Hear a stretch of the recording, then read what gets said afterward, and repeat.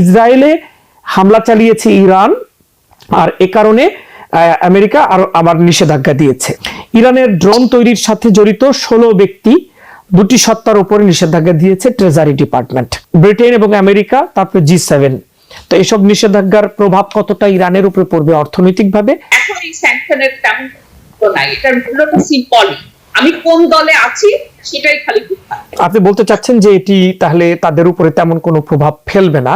ইরানের যদি কোনো কিছু হয় ইরানের ইকোনমিতে, সেটাকে বিশ্ব বাজারে একটা মন্দা ডেকে আনবে, আপনার তেলের দাম অনেক বেড়ে যাবে, সেটা কেউই এফোর্ড করতে পারে না।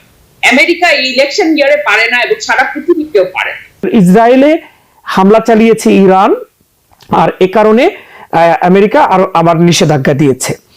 ইরানের ড্রোন তৈরির সাথে জড়িত 16 ব্যক্তি, 2টি সত্তার উপরে নিষেধাজ্ঞা দিয়েছে ট্রেজারি ডিপার্টমেন্ট। এবং ইরানে ইস্পাত উৎপাদনের জন্য উপকরণ সরবরাহকারী 5টি কোম্পানির পাশাপাশি ইসলামিক রেভলিউশনারি গার্ড কর্পসকে সহায়তা দেওয়ার অভিযোগে একটি ইরানি গাড়ি প্রস্তুতকারকের 3টি সহায়ক সংস্থার উপরেও নিষেধাজ্ঞা দেওয়া হয়েছে। এছাড়া ইরানের পররাষ্ট্রমন্ত্রী, যিনি নিউ ইয়র্কে জাতিসংঘের বৈঠকে অংশ নিতে এসেছেন, তার ভ্রমণ সীমাবদ্ধ করে দিয়েছে। ব্রিটেন ও ইরানের পর নতুন নিষেধাজ্ঞা দেওয়ার কথা জানিয়েছে ব্রিটেনও।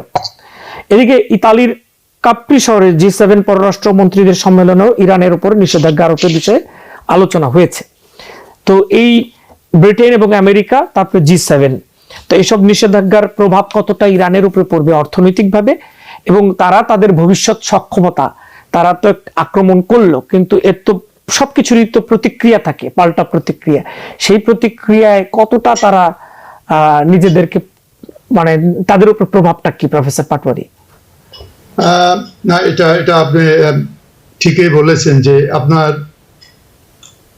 স্যাংশন তো ক্ষতিকর। ইউএস স্যাংশন দুই ধরনের, একটা হলো একটা কান্ট্রি, একটা গ্রুপ অন্য একটা কান্ট্রির উপরে করে, যেমন US or NATO, western allies, G7 এই একটা গ্রুপ। আর একটা স্যাংশন হলো ইউনাইটেড নেশনস থেকে যেটা করা হয়, রাইট? সেটা হলো সার্বজনীন যেটা আর কি। এখন যে স্যাংশন গুলার কথা বলছে এটা গ্রুপ করছে, US and western allies of United states. তো এই স্যাংশন তো ইরানের উপর অনেক দিন থেকে আছে, এবং এই স্যাংশনটাকে তারা বাইপাস করে তারা সার্ভাইভ করে আসছে, এবং সার্ভাইভ করে আসছে। বিশেষ করে এই এখনকার যে স্যাংশনটা, এই স্যাংশনটা অত সিরিয়াস না আগের স্যাংশনের মতো, যে তুমি তেল বিক্রি করতে পারবে না, তুমি ওই করতে পারবে না, সেই করতে পারবে না। It is much more limited. এবং যেই ইরাকের ইটালির যেই ফরেন সেক্রেটারি, সে বলেছে এবার স্যাংশন মূলত পার্সন ওরিয়েন্টেড হবে। হ্যাঁ, কোন পার্সনের ভ্রমণ এই সেই এগুলো এটা করবে। এখন আপনি দেখেন যে জিওপলিটিক্সে, এখন জিওপলিটিক্সে it was bipolar world, then it became monopolar world, now it is becoming multipolar world. সুতরাং স্যাংশনটাকে আপনি কাজে লাগানোর জন্য, মনোপোলার ওয়ার্ল্ড যখন ছিল, ইউএস এর সর্বশক্তিমান, তখন যেরকম এফেক্ট ছিল, আর মাল্টিপোলার হওয়াতে এফেক্ট হবে না। কারণ ওখানে আমাদের স্যাংশন রাশিয়ার বিরুদ্ধে আছে, আমাদের স্যাংশন চায়নার বিরুদ্ধে আছে, এবং China, Russia, north Korea, Iran, তারা আবার নিজের মধ্যে ব্যবসা করে, এবং ইন্ডিয়া। স্যাংশন তো ইন্ডিয়ার উপরে কোনো কাজ হয়নি, কারণ ইন্ডিয়া বলছে আমার দেশের জন্য যেটা বেস্ট আমি সেটা করব, আমার তেল কেনার দরকার আমি সেটা কিনবো।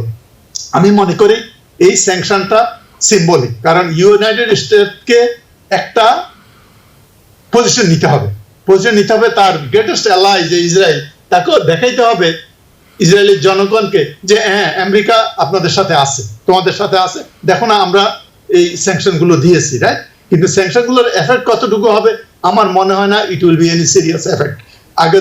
আগের থেকে ওরা যখন বেঁচে আসছে, এখন তো আরো multipolar world, they have much more interest depend করবে। তারপরে যে আপনাদের করলো কি বলে BRICS, right? BRICS another way that future sanction will not be effective, right, in future. এই আমি মনে করি।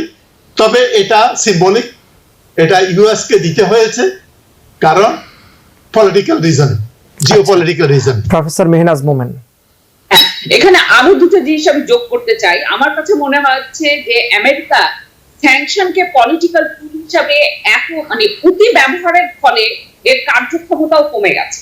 যেমন রাশিয়াকে যে স্যাংশন দেওয়া হয়েছে সেটা কিন্তু উল্টা হয়েছে, রাশিয়ার ইকোনমি এখন যুদ্ধের আগে যা ছিল তার থেকে অনেক বেশি শক্তিশালী।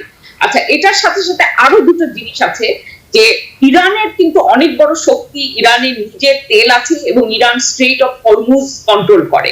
কাজে ইরানের যদি কোনো কিছু হয় ইরানের ইকোনমিতে, সেটাকে বিশ্ব বাজারে একটা মন্দা ডেকে আনবে, আপনার তেলের দাম অনেক বেড়ে যাবে, সেটা কেউই অ্যাফোর্ড করতে পারে না। আমেরিকা এই ইলেকশন ইয়ারে পারে না এবং সারা পৃথিবীতেও পারে না। এবং এটার সাথে সাথে আরেকটা খুব ইম্পর্টেন্ট জিনিস হচ্ছে, যেটা হচ্ছে টেকনোলজিক্যাল চেঞ্জ। ইরান যে ড্রোনগুলো পাঠিয়েছে ইসরায়েলে, তার খরচ তার মোটামুটি কয়েক মিলিয়ন ডলার, আর ইসরায়েল সেটা প্রতিহত করতে 1.3 বিলিয়ন ডলার খরচ করেছে। কাজে এখন আমরা দেখতে পাচ্ছি যে, এবং আমরা সবসময় শুনে আসছি ইরানের নিউক্লিয়ার পাওয়ার আছে কিনা, এখন অ্যাকচুয়ালি সেই ইস্যুটা অলমোস্ট ইররেলিভেন্ট।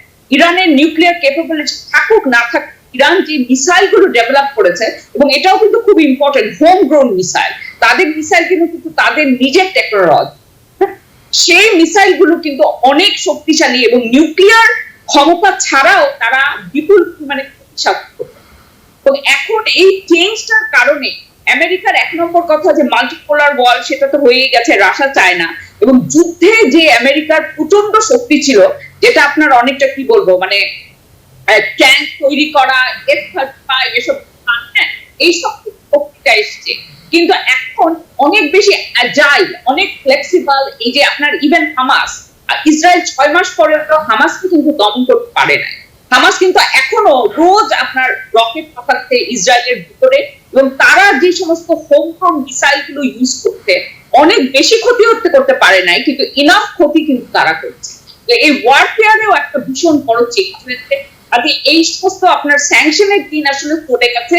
এটা এখন যখন ইউনিপোলার ওয়ার্ল্ড ছিল তখন এটা সম্ভব, এখন এই স্যাংশনের তেমন নাই, এটার মূল্যটা সিম্বলিক। আমি কোন দলে আছি সেটাই খালি বুঝতে। আপনি বলতে চাচ্ছেন যে এটি তাহলে তাদের উপরে তেমন কোনো প্রভাব ফেলবে না, যেটি প্রফেসর পাটোয়ারিও বলছিলেন। Because people sneeze. Because not everyone washes their hands. Because kids touch a lot of things. Set a date to get your flu and COVID shots and RSV if eligible. Because if you're wondering, should I get my flu and COVID shots? Think about other people. Learn more at nj.gov/health/vaccines. New York থেকে সম্প্রচারিত TVN 24 television বিশ্বজুড়ে বাঙালির কণ্ঠস্বর।